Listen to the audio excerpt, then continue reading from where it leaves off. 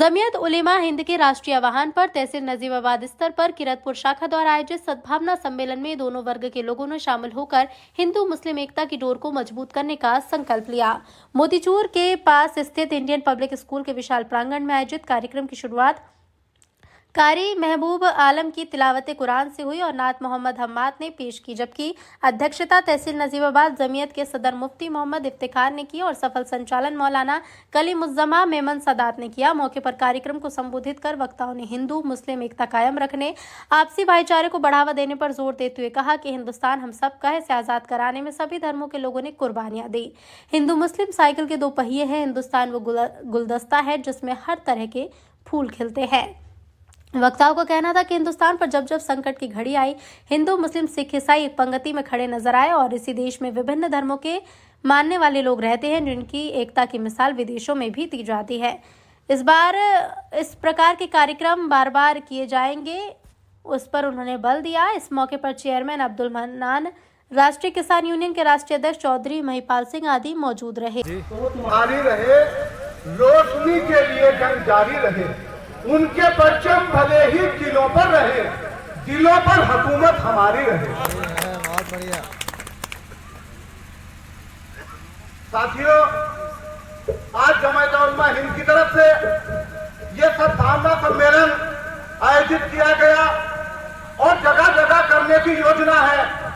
जिस जमात उलमा हिंद ने महात्मा गांधी के साथ मिलकर देश की आजादी की लड़ाई लड़ी, आज वो जमात उलमा हिंद जो देश में नफरत की राजनीति है, जो सांप्रदायिक फासीवाद इस देश पर हावी होता जा रहा है, उस सांप्रदायिक फासीवाद के खिलाफ और जनता और तमाम मुल्क के लोगों को भाईचारा बनाकर ये जो सम्मेलन कर रहे हैं, उसके लिए मैं उन्हें बधाई देना चाहता हूं।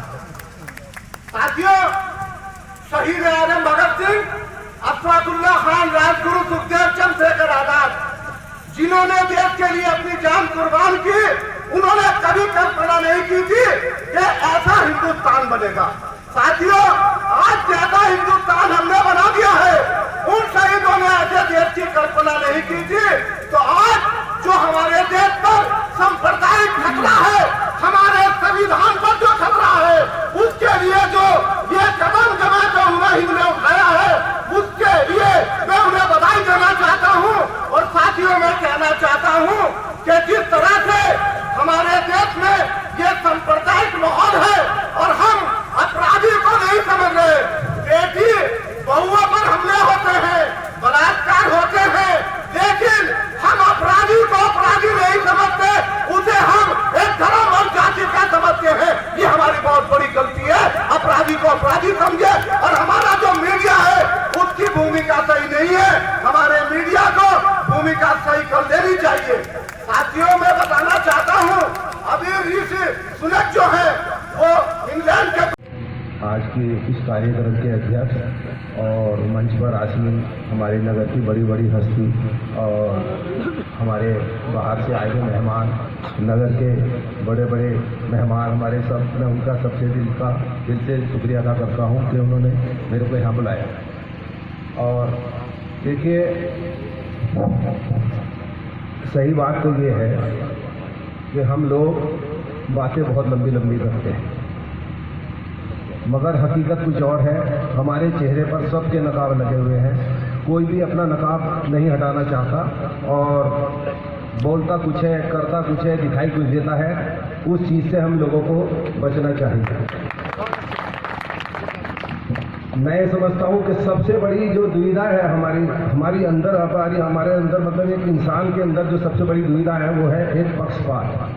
कोई इंसान ऐसा नहीं है जिसके जीवन में ऐसा मौका ना आता हो कि उसे कोई भी निर्णय लेना पड़े और वो अगर ईमानदारी से निर्णय ले ले तो मैं समझता हूँ कभी जीवन में हमारे ये भेदभाव पैदा ही नहीं होगा। हम लोग सन 80 में मेरे पास कुछ नहीं था, 25 पैसे भी अपने नहीं थे। एक अलाउद्दीन नमकीन वाले हैं, वो दोनों जिंदा हैं।